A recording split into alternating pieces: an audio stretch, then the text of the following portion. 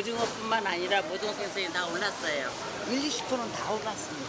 전반적으로 다. 기후변화로 인한 해수 온도 상승으로 많은 어종들이 무서운 가격 상승을 보이며 피쉬플레이션이라는 단어까지 생긴 상황.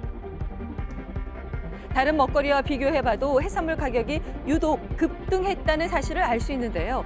현 상황에 대한 대책은 없는 걸까요? 해양수산부에서는 먼저 수산자원 관리를 강화할 예정입니다. 잡을 수 있는 물량을 정해놓고 이를 할당하는 총 허용 어획량 제도와 정해진 허용 어획량 내에서 거래를 허용하는 양도성 개별 할당제를 도입할 예정입니다. 어획량 확보를 위해 노력하겠다는 뜻을 밝힌 해수부. 하지만 관련업 종사자들은 여전히 걱정이 많답니다. 정부에서 감축해가지고 배를 갖다가 줄이든가 그래야지. 안 그렇게 되게 되면 다 죽어. 어민들한테 좀 도움이 되고 그러니까 좀 방류사업 같은 거를 좀 많이 좀 해줬으면 뭐 좋겠다. 대책이 실질적인 도움이 되길 기원하는 어민과 상인들. 이 넓은 바다가 삶이고 터전인 이들이 몸소 느낄 수 있는 대책이 절실한 때입니다.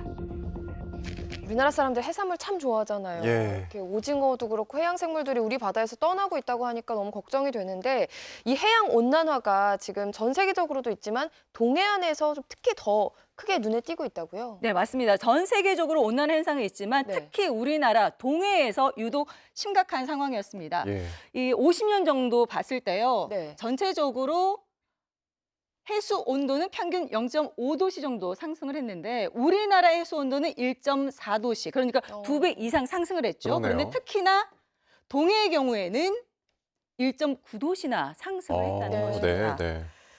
우리 기준으로 생각할 때 뭐 1, 2도 정도야 무슨 큰 차이가 있겠어라고 할 수 있겠지만은요. 네. 이렇게 바닷속에서 살고 있는 생물들에게는 마치 열대에 있는 사막으로 옮겨 같은 큰 고통을 느낄 수밖에 크게 없다고 느껴지죠. 합니다. 그러니까요. 뭐 제가 불과 1, 2년 정도 전에 산미가 들어있는 그 생물 오징어를 네. 한 팩에 한 10,000원 좀 넘게 주고 샀던 기억이 있거든요. 근데 지금은 시장에서 사는데도 그 한 마리에 10,000원 정도에 육박한다고 하니까 너무 충격입니다. 네. 그러니까 그만큼 기후 변화가 참 무섭네요. 네, 맞아요. 예.